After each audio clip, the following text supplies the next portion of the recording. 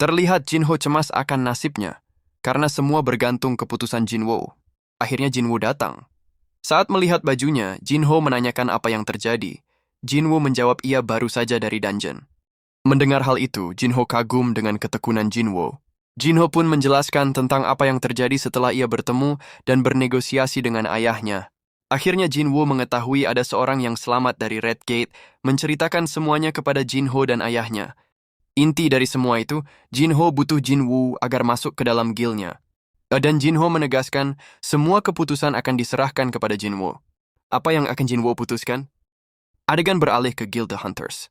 Pak Choi baru mengetahui bahwa Jinwoo ternyata ada dalam tim penambang kemarin dan menjadi pembawa barang hari itu. Pak Son menjawab ia tidak tahu kenapa Jinwoo melakukan hal itu, dan Jinwoo sepertinya tidak berniat mencampuri serangan gate mereka. Pak Son menjelaskan bahwa tim penyerang tidak dapat menyelesaikan dungeon itu. Saat situasi memanas, Jinwoo tidak ada pilihan lain selain membantu mereka. Pak Choi menjawab dulu White Tiger, dan sekarang The Hunters juga berhutang budi kepada Jinwoo. Pak Choi pun bertanya seberapa kuat Jinwoo bila dibandingkan dengan dirinya. Pak Son menjelaskan. Dalam sebuah pemirangan, semua orang sudah ditempatkan sesuai tugas masing-masing untuk mencapai keseimbangan. Setiap posisi menutupi kekurangan yang lain. Setiap posisi dapat dibagi menjadi 3, yang menyerang, yang bertahan, dan yang mendukung. Tanpa ketiga posisi saling bekerja sama, tim akan menempatkan dirinya dalam bahaya. Jadi kelemahan setiap anggota akan ditutupi oleh kekuatan yang lain. Itu sudah menjadi hal yang lumrah. Tapi Jinwoo sangat luar biasa. Pak Son pun bertanya apakah Pak Choi dapat menyelesaikan dungeon tingkat A dengan kesulitan tertinggi sendirian. Pak Choi pun menjawab tidak bisa. Dan ia merasa gelarnya sebagai Ultimate Hunter seperti candaan. Pak Son pun menyarankan agar ia merekrut Jinwoo. Pak Choi menanggapi ia akan berusaha sebisanya. Terlihat banyak wartawan dan media di depan kantor asosiasi. Terlihat Lee Min-sung terkesan akan banyaknya orang yang akan meliput dirinya. Ternyata Pak Baik dan Pak Choi juga datang ke kantor asosiasi, yang membuat wartawan mengira mereka mengincar Min-sung. Pak Baik menjawab bukan karena Min-sung dan no comment. Pak Choi menegaskan Min-sung sudah dikontrak oleh Guild The Fiend, tapi mereka di sana karena ada urusan lain. Wartawan pun bubar mendengar pernyataan mereka berdua. Terlihat adegan Pak Baik dan Pak Choi saling menyinggung kejadian dungeon yang menimpa guild mereka. Tapi mereka berdua sepaham bahwa Jinwoo menolong guild mereka dan mereka berhutang budi kepadanya. Tapi mereka lanjut lagi berdebat adu nasib. Di tengah mereka berdua berdebat, Lim Tae-gyu sebagai ketua Guild The Fiends menyapa mereka. Ia mengatakan agar jangan bertengkar memperebutkan Min-sung. Tentu saja Tae-gyu dijawab dengan ketus oleh mereka berdua yang membuat Tae-gyu bingung. Min-sung kepedean melihat ia diperebutkan kedua guild besar dan keluar mobil bak pahlawan kesiangan. Melihat banyaknya orang, Jinwoo pun kebingungan. Jinwoo mengira media sudah tahu apa yang terjadi, tapi sepertinya tidak karena orang-orang itu tidak mengenalinya. Akhirnya ia menerobos kerumunan itu, dan tiba-tiba ia dicegat oleh keamanan. Tampak keamanan tidak memperbolehkan Jinwoo lewat, padahal ia sudah ada janji. Min-sung yang melihat itu, berharap agar Jinwoo diusir saja. Tapi Pak Go muncul dan mengatakan kalau anak muda itu adalah tamunya. Dan memperingatkan Min-sung agar berlaku baik, karena Pak Go yang mengizinkan dirinya mengadakan konferensi pers. Saat Pak Go dan Jinwoo masuk, Min-sung merasa kesal karena Jinwoo merusak acaranya. Ia menyuruh orangnya untuk mencari info tentang orang itu. Saat Min-sung akan masuk ke dalam, ia dihalangi oleh Pak Woo dan rekannya. Pak Woo mengatakan ada hunter yang sedang evaluasi. Evaluasi berlangsung sampai pukul 11 dan sebelum selesai, tidak ada yang boleh masuk. Menunggu 30 menit membuat Min-sung gerah. Min-sung mencoba menggunakan kepopulerannya dan nama ayahnya yang wakil presiden perusahaan sponsor asosiasi agar bisa masuk, tapi Pak Woo tetap menolaknya. Min-sung merasa ia diancam dan mengancam balik Pak Woo akan konsekuensinya. Tapi Pak Woo tetap tegas dan memperingatkan Min-sung bahwa ia yang tidak dapat menghadapi konsekuensinya. Min-sung pun ketakutan. Ternyata Pak Baik dan Pak Choi sudah menunggu mereka dari sejam yang lalu. Pak Go mengatakan bahwa sudah 2 tahun sejak Hunter tingkat S muncul. Selain itu, Guild The Hunters sudah menyaksikan kekuatan Jinwoo, pasti mereka ingin merekrut dirinya. Sampailah Jinwoo di tempat evaluasi dan pengawas ingin mengecek skillnya agar dapat menentukan apa kelas yang didapatnya. Dan skill apa saja yang bisa ia gunakan, lalu Jinwoo mensummon satu pasukan bayangannya. Pak Go pun menanyakan, bukan hanya itu saja yang bisa Jinwoo summon kan? Jinwoo merasa tidak perlu untuk ia berbohong, karena sudah banyak orang yang melihat aksinya. Dan belum lama juga ia mendapatkan High Orc sebagai pasukannya. Saat Jinwoo mensummon, terlihat mereka semua kaget melihat pasukan bayangan dirinya. Dan Jinwoo menambahkan ia dapat mensummon 100 lebih pasukannya. Pengawas hampir tak percaya, dan Pak Baik kaget melihat siapa Jinwoo yang sebenarnya. Ia merasa Jinwoo tak sekuat ini saat ia melihat dirinya dulu. Saat Jinwoo keluar ruangan, ia sudah ditunggu oleh Pak Baik dan Pak Choi. Jinwoo menghindar saat Pak Baik ingin mengajaknya berbicara. Pak Baik mengatakan agar jangan keluar melalui pintu itu. Jinwoo mengira ia akan menyesal bila pergi karena tawaran bagus mereka. Ternyata wartawan dan media sudah menunggu dirinya dan disiarkan secara langsung. Di sekolah Jinah, berita tentang Jinwoo pun ramai diperbincangkan. 10 menit sebelumnya di depan kantor asosiasi, terlihat Min Sung sedang bersandiwara agar mendapatkan perhatian dari media dan wartawan. Semua yang ia bicarakan tentang pensiun jadi artis dan akan menjadi hunter untuk melindungi masyarakat adalah bohong besar. Karena hanya dalam 2 tahun ia akan dibayar oleh Guild The Fiend untuk mempromosikan guildnya. Ia juga ingin mengalihkan perhatian publik agar dirinya bebas dari wajib militer. Semua orang akan memuja dirinya, ia akan mendapatkan ketenaran dan kekayaan. Tiba-tiba terdengar ada hunter tingkat S yang baru. Semuanya teralihkan oleh berita hunter tingkat S yang ke-10 di Korea Selatan.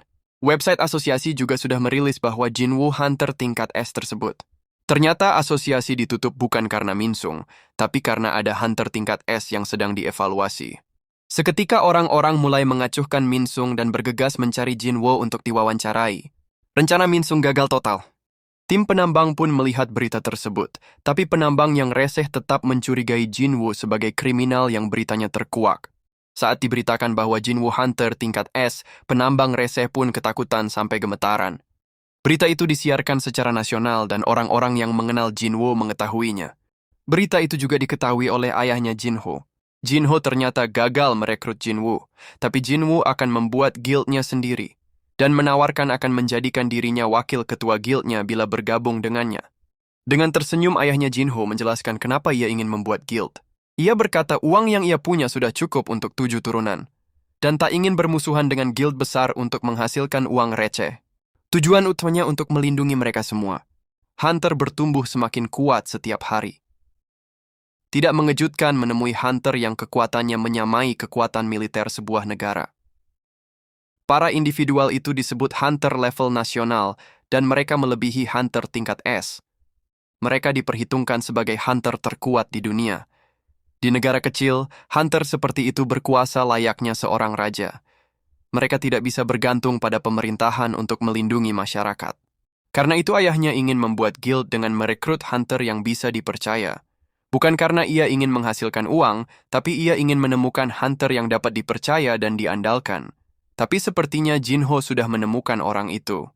Ayahnya pun menunjuk Jinho sebagai ketua guild Yujin. Tapi Jinho menolaknya karena ia ingin bergabung dengan guildnya Jinwoo. Tampaknya Jinwoo sudah dikepung oleh wartawan.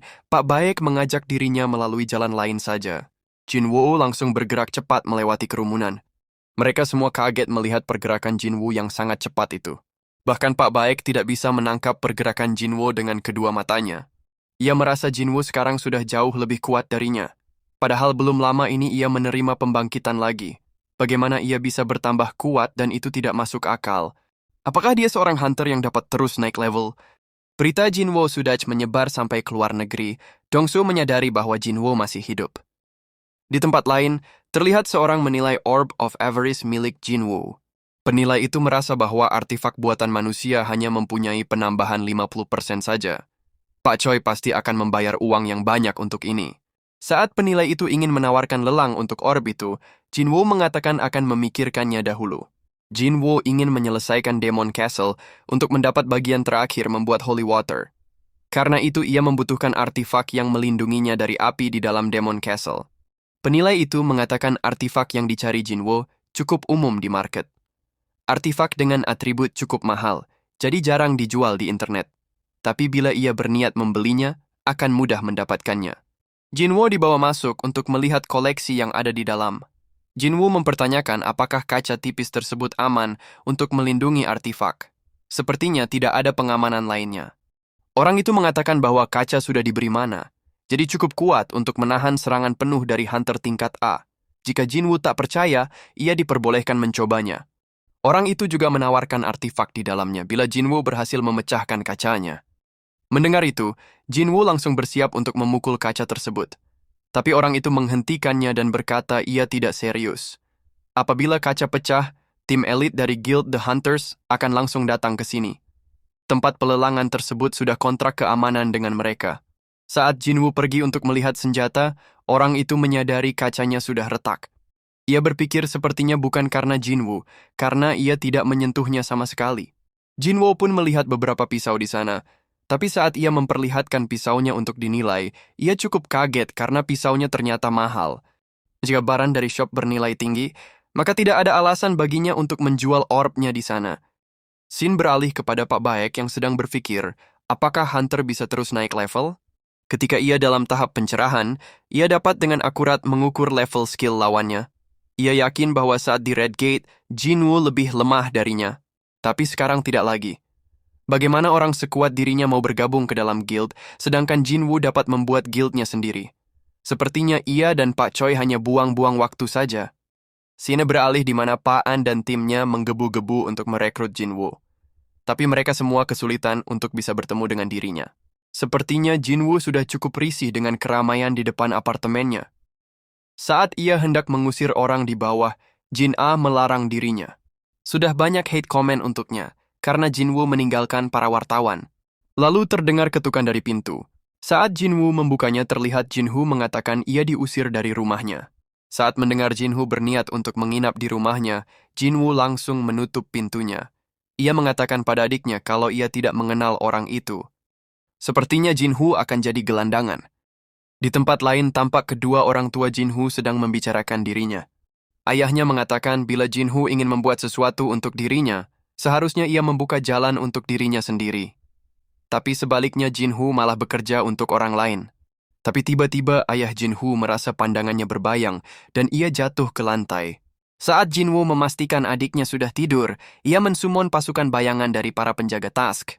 Tapi Jinwoo kebingungan karena hanya 3 yang terlihat. Salah satu penjaga mengingatkan bahwa ada satu yang ketinggalan nyangkut di langit-langit. Baca lagi chapter 72 kalau lupa. Lalu Jinwoo menunjuk satu penjaga untuk menjaga adiknya. Lalu Jinwoo mulai mensumon beberapa pasukannya untuk menjaga lingkungan sekitarnya. Selama tidak ada hunter tingkat atas, pasukannya dapat mengatasi segala macam kriminal yang ada. Jinwoo merasa ini sebagai sedikit kontribusi bagi masyarakat. Keesokan harinya, Jinwoo terlihat bersama dengan Jinho menuju ke suatu tempat. Jinwoo merasa tidak enak hati, karena Jinho menolak posisi ketua guild hanya untuk bersama dirinya. Tiba-tiba Jinwoo membuka pintu dan berkata ia akan kembali lagi. Saat Jinho melihat ke belakang, Jinwoo sudah menghilang. Ternyata tujuan Jinwoo adalah kembali ke Demon Castle. Dengan artefak yang ia beli di market, dirasa sudah cukup untuk melindungi dirinya dari api di dalam kastil. Muncul quest baru untuknya, dan salah satu hadiahnya batu skill yang menarik perhatiannya. Dengan 3 skill yang dimilikinya, ia menantikan skill selanjutnya yang akan ia dapatkan. Setibanya Jinwoo di depan portal, ia langsung menuju lantai 76. Setibanya di lantai tersebut, terlihat Task sudah disummon dan memegang Orb of Avarice. Task langsung menggunakan skillnya dan menjadi raksasa. Saat skill areanya dikeluarkan, terlihat sangat efektif membunuh monster dalam jumlah banyak. Jinwoo merasa Task menjadi lebih lemah ketika menjadi pasukan bayangannya. Untuk sementara, Task yang akan memegang Orb of Avarice. Di rumah sakit, terlihat ayah Jinho sedang dirawat dan berkonsultasi dengan dokter. Dokter mendiagnosis ia terkena Eternal Slumber. Pasien yang terkena Eternal Slumber tidak dapat sadar. Bukan berarti mereka tidak dapat bangun dari tidurnya. Ketika tertidur, energi kehidupan pasien akan terkuras. Satu-satunya cara untuk menjaga mereka tetap hidup dengan menggunakan alat penunjang kehidupan yang bertenaga mana. Eternal Slumber mulai muncul bersamaan dengan kemunculan Gate. Penyakit itu banyak memakan korban jiwa, mereka yang tidak menggunakan penunjang kehidupan. Dokter mengatakan ciri-cirinya sudah terlihat pada dirinya. Ia disarankan agar menjauhi kristal mana dan orang yang mempunyai mana. Saat dokter menanyakan hunter di dekatnya, ia langsung mengingat Jinho sang anak. Tapi ayah Jinho belum menyerah. Sementara di sebuah pulau pesisir pantai Jepang, seekor semut mendarat di pantai. Di suatu pulau, terlihat dua hunter sedang berpatroli di perumahan warga. Hunter senior menjelaskan patroli mereka untuk menemukan gate sebelum break terjadi. Dungeon break akan memusnahkan semua kota di pulau itu. Mereka harus dengan segera menemukan gate yang muncul dan menghubungi hunter di luar pulau. Akan memakan waktu 3 hari sampai bantuan tiba, karena itu mereka mempunyai waktu 3 hari setelah gate muncul. Saat mereka asik ngobrol, terlihat sesosok semut menghampiri mereka. Di Demon Castle, slot pasukan bayangan Jinwoo semakin bertambah banyak karena ia menaikkan status intelligence-nya. Dirasa tidak efektif bila mereka berkumpul bersama, Jinwoo membagi pasukannya menjadi 6 tim. Jinwoo mengarahkan agar fokus pada 2 tugas. Pertama, berpisah dan mengalahkan semua monster yang mereka jumpai.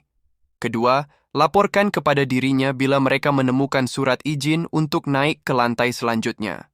Jinwoo harus merelakan barang yang dijatuhkan oleh monster, selain surat izin.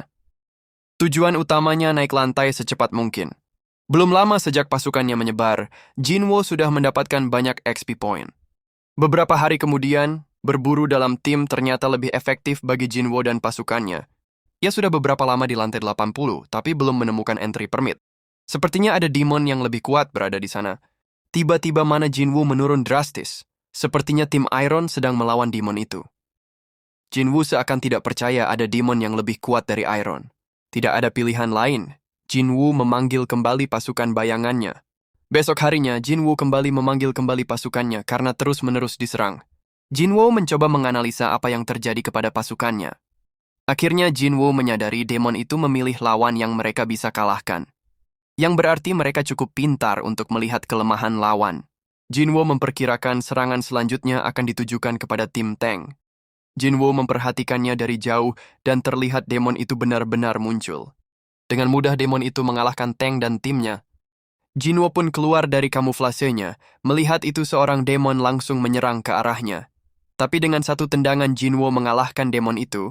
Demon yang lain tidak tinggal diam dan menyerang. Jinwoo dengan cepat maju dan menebas demon tersebut. Tersisa satu demon dan Jinwoo mengatakan kalau ia selalu ingin tahu apakah monster bisa merasakan takut. Sepertinya ia mendapatkan jawabannya sekarang. Terjadilah pertempuran antara demon itu dan Jinwoo. Demon itu sepertinya mengincar titik vital Jinwoo. Dari sana ia mengetahui bahwa demon terbagi menjadi beberapa tingkatan. Jinwoo pun tanpa buang waktu langsung mencengkram leher demon saat ia bersiap menghabisi demon itu. Terdengar demon itu berbicara dengan bahasa manusia. Saat demon membuka helmnya, ternyata adalah seorang wanita. Tampaknya demon itu ingin bernegosiasi agar dirinya diampuni oleh Jinwoo, walaupun Jinwoo mengatakan ia sudah membunuh anak buahnya. Ternyata demon itu orang yang sangat egois, pikir Jinwoo. Saat ia lengah, demon itu langsung menyerang dirinya. Tapi Tusk dengan sigap mengeluarkan skill perlindungan untuk dirinya. Demon itu langsung bersujud minta ampun lagi, sungguh demon yang tidak tahu malu. Sambil diangkat oleh Tusk, demon itu ditanyakan soal entry permit. Demon itu mengatakan bahwa ada satu di klannya, dan ia akan memberikannya kepada Jinwoo asal ia diantar balik olehnya. Demon itu mengatakan bahwa ia tahu semua lokasi entry permit tiap lantai. Bila Jinwoo menjamin keselamatan ia dan klannya, ia akan menjadi pemandunya. Sebenarnya itu adalah tawaran yang menggiurkan bagi Jinwoo. Jinwoo bertanya apakah ia dapat dipercaya. Dengan tekanan dari Jinwoo, demon itu berkata ia tidak berbohong dan bersumpah. Jinwoo pun menerima tawarannya. Selama ia mendapatkan entry permit, Jinwoo akan meninggalkan tempat ini dengan tenang. Terlihat seekor monster semut sedang menyerang manusia di pulau itu. Saat semut pergi, tampak semua manusia sudah mati di kota itu.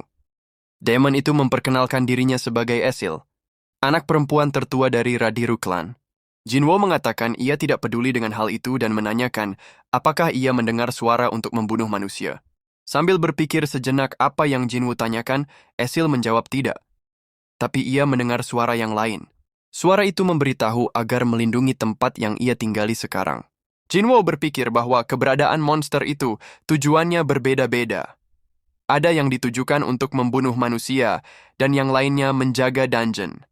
Ia bertanya-tanya apakah dirinya seperti monster-monster itu. Lalu Jinwoo menanyakan, sudah berapa lama Esil mendengar hal itu? Esil menjawab sejak ia terbangun di tempat ini. Sepertinya mereka berasal dari tempat lain. Mungkin ini akan menjadi petunjuk untuk Jinwoo mengerti cara kerja sistem. Dan ternyata saat para demon terbangun, mereka sudah berada di dalam Demon Castle.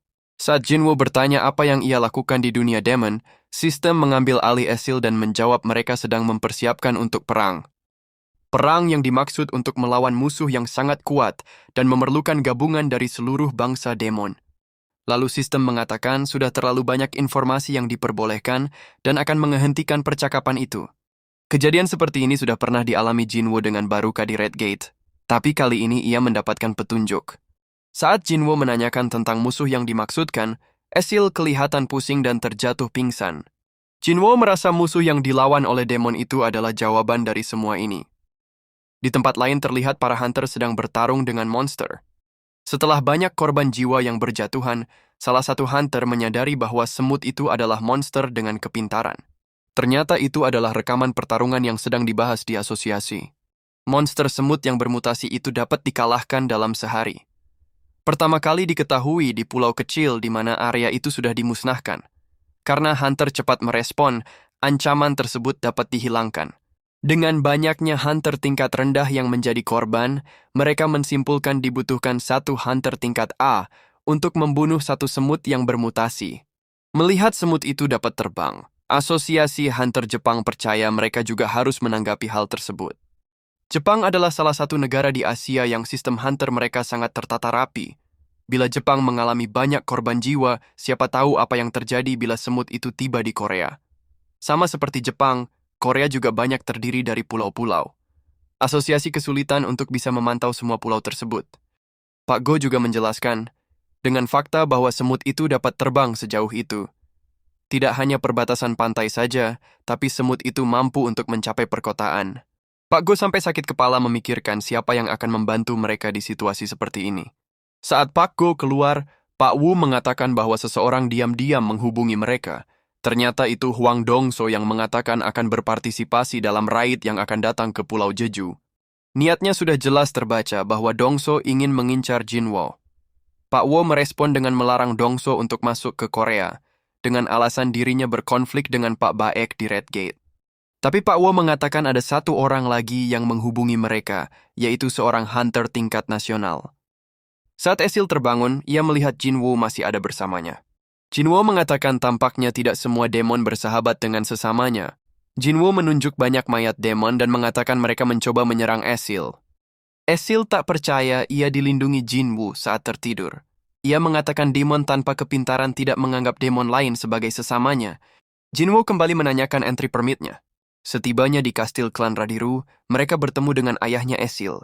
Sepertinya ayahnya ketakutan saat melihat Jinwoo dan mengatakan tamu macam apa yang membawa pasukan untuk berkunjung. Ayahnya mengatakan ada banyak pasukan yang bersembunyi di balik bayangan orang itu dalam kegelapan. Saat penjaga mengepung dirinya, Jinwoo mengatakan bahwa ia sudah berjanji kepada Esil, ia akan meninggalkan tempat itu setelah mendapatkan entry permit. Sambil menelan ludah, ayah Esil teringat akan kabar yang mengatakan bahwa ada seseorang dengan kecepatan luar biasa membunuh para demon dan naik lantai. Meskipun mereka bangsawan, klan Radiru berada di tingkat 20 dan terlemah di antara klan yang ada. Ia mengalahkan Vulkan dan Metus, jadi tidak mungkin mereka bisa melawannya. Selain entry permit, Jinwoo juga meminta untuk meminjam Esil untuk sementara waktu. Jinwoo berpikir Esil pernah berkata bahwa ia tahu di mana entry permit di setiap lantai. Jinwoo membutuhkan pemandu untuk mendapatkan semuanya. Terlihat ayah Esil sepertinya marah tanpa mengetahui niat Jinwoo sebenarnya. Saat mendengar penjelasannya Jinwoo, ayah Esil menyadari kalau niat Jinwoo berbeda dengan pikirannya. Ayah Esil hanya berpesan agar anaknya jangan sampai terluka sebagai pemandunya. Jinwoo pun menyanggupi hal itu. Ayah Esil pun memberikan entry permit yang Jinwoo minta. Sekarang Jinwoo harus mendapatkan entry permit dari klan di setiap lantai. Saat Jinwoo dan Esil akan pergi, sistem memintanya untuk membuat party bersama Esil. Karena pembagian XP-nya berdasarkan kontribusi, Jinwoo menyuruh Esil jangan ikut bertarung sama sekali. Terlihat Esil tersipu mendengar hal itu. Dalam perjalanan, Esil meminta Jinwoo untuk menunggu sebentar. Lalu ia mengeluarkan minuman yang merupakan pemberian ayahnya untuk diberikan kepada kepala klan di lantai itu. Esil menjelaskan dengan pemberian ini, negosiasinya akan berjalan lebih mudah. Tapi setelah Jinwoo mendengar bahwa setiap klan berselisih, ia mengatakan agar Esil menunggu di sana saja karena ia tidak akan lama. Ternyata Jinwoo lebih memilih untuk menyerang klan untuk mendapatkan entry permitnya daripada harus bernegosiasi. Terlihat Pak Go sedang berbicara dengan seseorang yang diperkirakan sebagai hunter tingkat nasional. Mereka sedang membahas Dongso yang menyebabkan kekacauan di sana. Hunter itu mengkonfirmasi bahwa Dongso sudah dilarang untuk bisa menginjakan kakinya di Korea Selatan. Hunter itu berkata agar kedatangannya tidak dijadikan harapan untuk membantu Korea dalam penyerangan di Jeju. Bukan ia tidak ingin membantu, tapi jadwalnya sangat sibuk. Akan jadi cerita yang berbeda bila Korea Selatan mempunyai dana untuk menyewa orang seperti dirinya. Sebelum pergi, Hunter itu mengingatkan agar pembicaraan mereka tetap dirahasiakan. Saat Pak Go sudah putus asa berharap Hunter itu dapat membantu, Pak Wo berkata, bantuan dari guild terbesar di Jepang sedang dalam perjalanan ke sana. Setelah Jinwoo selesai menyerang klan di lantai itu, para pasukan bayangan terlihat sudah memenuhi syarat untuk naik tingkat. Jinwoo menerima permintaan naik tingkat tersebut. Saat Igris Dandan selesai proses naik tingkatnya, Jinwoo melihat Igris sekarang sudah sekuat Hunter rank S. Dan untuk Tank, ia sudah setara Hunter tingkat atas. Ternyata sudah 9 klan yang dihancurkan oleh Jinwoo selain klan Radiru tempat Esil. Esil mengingatkan bahwa lantai 90 ke atas akan lebih kuat dari yang sebelumnya. Sebenarnya Jinwoo bisa saja meminta entry permit pada setiap klan, seperti yang ia lakukan pada klannya Esil. Tapi Jinwoo berniat untuk menjadikan klan Radiru sebagai yang teratas. Esil mempertanyakan kenapa Jinwoo begitu memperhatikan klannya. Jinwoo menjawab karena ia menyukai Esil. Esil pun kaget dan tersipu malu. Tapi melihat Esil, mengingatkan Jinwoo pada Jinho yang bertipe norak. Sepertinya Jinwoo cocok dengan orang-orang yang seperti itu. Seperti yang sudah Esil peringatkan, kesulitannya bertambah besar dimulai dari lantai 90. Semakin banyak monster menjaga kastilnya, dan lebih banyak demon tingkat tinggi dibandingkan lantai di bawahnya. Bukan berarti Jinwoo bisa melewati lantai 90 ke atas karena beruntung saja. Esil yang melihat Jinwoo mengalahkan klan terkuat kelima dan keempat bertanya, apakah semua manusia sekuat dirinya? Jinwoo menjawab mungkin 1 atau 2 orang. Ia merasa Pak Go dan Hunter Cha mungkin yang terkuat di antara rank S. Hanya dari auranya saja, Hunter Cha sudah melebihi beberapa tingkat bila dibandingkan dengan Pak Choi, yang dikenal sebagai Ultimate Hunter. Dengan kata lain, ada perbedaan kekuatan di antara rank S. Faktanya, perbedaan bisa sangat besar dibandingkan dengan urutan rank karena mana rank S tidak dapat diukur. Ia merasa kekuatannya pernah setara dengan Pak Go di masa lalu, tapi semenjak ia memasuki Demon Castle, mungkin sekarang akan berbeda. Jinwoo menyuruh Esil agar ia kembali sendiri ke lantainya. Ia merasa sudah dapat mencari jalannya sendiri. Esil merasa sedih karena menganggap dirinya sudah tak berguna lagi. Tapi ia meminta agar tetap terus ikut dengan Jinwoo, karena ia ingin melihat apa yang bisa Jinwoo capai. Mereka pun melanjutkan ke lantai selanjutnya. Di Bandara Incheon, terlihat Hunter Goto sudah sampai di Korea Selatan. Sepertinya ada keramaian dan Goto merasa ada orang yang sangat kuat di bandara. Tapi Goto merasa ia bisa saja salah, dan mengapa juga orang seperti itu di sini. Saat orang asosiasi menjemputnya, Goto menanyakan apa yang sedang terjadi di bandara. Orang itu menjelaskan ada hunter dari Amerika yang berkunjung untuk urusan pribadi, dan tidak ada yang perlu dikhawatirkan. Goto mengira-ngira apakah hunter tersebut berhubungan dengan kejadian yang baru saja terjadi. Akhirnya Pak Go bertemu dengan Goto, hunter yang dianggap berimbang dengan Liu Zigang. Ada 21 rank S hunter di Jepang, dan 11 dari mereka adalah anggota dari guild yang sama dengan Goto, The Blade Guild. Tidak seperti Korea Selatan, di mana 5 guild besar saling bersaing satu sama lain, satu guild besar memegang semua kekuatan di Jepang. Semua orang tahu kalau guild milik Goto adalah yang terbesar kedua di Asia. Yang terbesar pertama adalah guild dari Cina.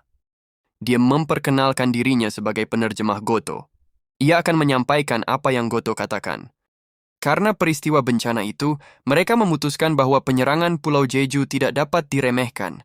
Mereka bersumpah akan memberi Korea dukungan penuh. Goto menyampaikan, tujuan ia datang ke sana karena ingin membentuk tim penyerang yang terdiri dari hunter terbaik mereka. Pak Go mempertegas maksud Goto dengan membentuk aliansi untuk menyerang markas semut. Pak Go mengatakan bahwa hunter Jepang luar biasa, tapi untuk menyerang Pulau Jeju, pusat dari koloni mereka akan sangat berbahaya. Tapi Goto mengatakan mereka sudah mempunyai rencana. Dengan data yang sudah dikumpulkan, setiap semut setara dengan hunter tingkat tinggi, tapi mereka mempunyai satu kelemahan fatal, yaitu rentang hidup yang pendek. Seekor semut hanya dapat hidup selama 1 tahun. Bila mereka dapat membunuh ratunya, semua semut di Pulau Jeju akan punah dalam rentang waktu setahun. Pak Go merasa dengan membunuh ratunya saja terasa lebih realistis daripada harus memusnahkan seluruh koloni. Tapi kenyataannya, membunuh ratunya akan sama sulitnya dengan membunuh ribuan semut. Goto mengatakan mereka tidak perlu bertarung melawan ribuan semut bila mereka dapat membuat mereka keluar dari sarangnya. Ia dan 10 orang Hunter Rank S lainnya akan berpartisipasi dalam penyerangan Pulau Jeju. Tim Jepang akan meraih perhatian semut dan tim Korea akan mengalahkan ratunya. Anggota guildnya akan segera datang, ujar Goto. Pak Go melihat itu sebagai rencana yang masuk akal. Tapi ia penasaran kenapa Goto sampai mau bersusah payah dalam penyerangan ini. Semua Hunter level nasional pernah menyerang Gede tingkat S, mengingat performa ia sebelumnya. Setelah menyelesaikan penyerangan Pulau Jeju, ia akan naik tingkat menjadi Hunter level nasional. Korea Selatan tidak punya alasan untuk menolak penawarannya. Mungkin cara itu bukan yang terbaik, tapi untuk mendapatkan gelarnya tidak ada cara lain. Pertanyaan sebenarnya adalah, apakah mereka mampu mengalahkan bos dari Dungeon Rank S? Apakah mereka dapat membunuh ratunya? Bila Jinwoo bergabung, mungkin mereka ada kesempatan. Akhirnya keduanya sepakat dan akan mempersiapkan dokumennya. Akhirnya mereka berdua sampai juga di lantai 100. Terlihat ada sesuatu yang terbang menghampiri mereka. Ternyata itu Demon King Baran bersama dengan Wyvern-nya. Merasakan energi yang kuat darinya, Jinwoo mulai ragu-ragu. Esil merinding merasakan hawa haus darah yang terpancar. Ini pertama kalinya ia melihat Baran sang Demon King. Jinwoo juga merasakan energi yang sangat kuat sampai Esil pun dapat merasakannya. Perhatiannya teralihkan melihat Wyvern milik Baran. Ternyata ada makhluk lain selain demon. Apa makhluk yang bisa ditunggangi seperti kuda Esil adalah pengecualian. Kalau bukan demon, mungkin ia dapat mengekstraknya, pikir Jinwoo. Lalu Baran menggunakan skillnya. Terlihat banyak portal muncul dan keluar demon dari tiap portal tersebut. Ribuan demon sudah terpanggil dan mengepung mereka. Pasukan demon pun bergerak secara bersamaan untuk menyerang mereka. Saat Jinwoo merasa para demon sudah berada dalam jangkauannya, ia menggunakan skill Monarch domainnya. Pasukan bayangan Jinwoo mulai bermunculan dari dalam bayangan dan menyerang para demon. Saat para demon mulai terdesak, para jenderal maju untuk menyerang Jinwoo. Tapi Tank, Iron, Igris, dan Task tidak tinggal diam dan melawan para jenderal tersebut. Task ditambah dengan Orb of Avarice, membunuh sejumlah banyak demon dengan sihir areanya. Esil terkejut karena baru pertama kali melihat Jinwoo dengan kekuatan penuhnya. Tapi ia mengalami dilema. Di satu sisi ada Baran Raja Demon, dan di sisi lainnya ada Jinwoo. Entah pihak mana yang akan dipilihnya. Baran mulai mengeluarkan skillnya. Tampak seperti petir biru menyambar dengan kekuatan dahsyat di seluruh medan perang. Jinwoo berhasil menahan serangan tersebut sekaligus melindungi Esil. Serangan tersebut bukan sekedar petir, tapi juga berefek stun dalam area yang besar. Jinwoo bergerak, melompati dinding kastil, dan mengarah kepada Wyvern milik Baran. Saat serangan akan mengenai sayap Wyvern tersebut, Baran menangkis dengan pedangnya. Baran menghempaskan Jinwoo ke tanah. Sebelum Jinwoo bereaksi, Baran sudah bersiap menyerang lagi. Dengan cepat Jinwoo menghindar, tapi serangan tersebut mengejar dirinya. Jinwoo merasa serangan itu sangat cepat dan akan mengenai dirinya. Ada serangan lain yang memblokir serangan Baran, ternyata Task yang mengeluarkan serangan itu. Adu kekuatan pun terjadi. Lintasan serangan Task berubah mengarah kepada Baran. Jinwoo bersyukur memberikan Orb of Avarice kepada Task. Akhirnya Wyvern itu mati dan Baran terjatuh ke tanah. Momen yang sangat ditunggu oleh Jinwoo bertarung di darat. Baran pun maju menerima tantangan Jinwoo. Baran mengeluarkan skillnya kepada Task. Skill perlindungannya tidak dapat menahan serangan tersebut. Seketika Task mati dan mana Jinwoo berkurang drastis. Iron mencoba maju untuk menyerang Baran, tapi dengan satu serangan Iron dikalahkan. Igris pun ikut menyerang. Dengan satu tangan, Baran menahan pedang Igris dan mengalahkannya dengan satu serangan juga. Melihat jenderalnya dikalahkan, Jinwoo maju menyerang. Tapi Baran lebih unggul dengan menangkap kepala Jinwoo. Saat Baran akan menusuk Jinwoo, muncul Igris dan Iron menahan pedang tersebut. Melihat kesempatan, Jinwoo langsung menusukkan pisaunya. Disusul Igris yang menahan tangannya. Tampak Baran sudah terkunci pergerakannya, tapi dengan satu skillnya, ia menghempaskan semua yang ada di dekatnya. Lalu Baran mengeluarkan pisau di kedua tangannya dan Jinwoo pun juga sudah bersiap. Mereka pun maju dan saling bertukar serangan dengan hebat. Dengan jarak sedekat itu, Baran mengeluarkan skillnya dan Jinwoo dengan segenap kekuatannya menahan serangan tersebut. Jinwoo berhasil menangkis serangan itu ke atas, tapi mengakibatkan kehilangan kedua pisaunya. Melihat Jinwoo tanpa senjata, Baran maju menyerang. Dengan tangan kosong, Jinwoo menahan kedua lengan Baran. Saat Baran akan mengeluarkan skillnya, tiba-tiba ada tombak mengenai dirinya. Ternyata Esil yang melempar tombak tersebut dan membuat Baran menghentikan skillnya. Melihat Baran lengah, Jinwoo menggunakan seluruh tenaganya memutuskan salah satu lengan Baran. Belum sempat Baran bereaksi, Jinwoo melancarkan serangan lagi dengan menghantam dagu Baran sampai kepalanya pecah berhamburan di udara. Baran pun dikalahkan dan Jinwoo mendapatkan item ketiga yang dibutuhkannya. Sambil terduduk lemas, Jinwoo mengatakan kepada Esil agar memberitahu ayahnya kalau klannya sekarang di peringkat 1.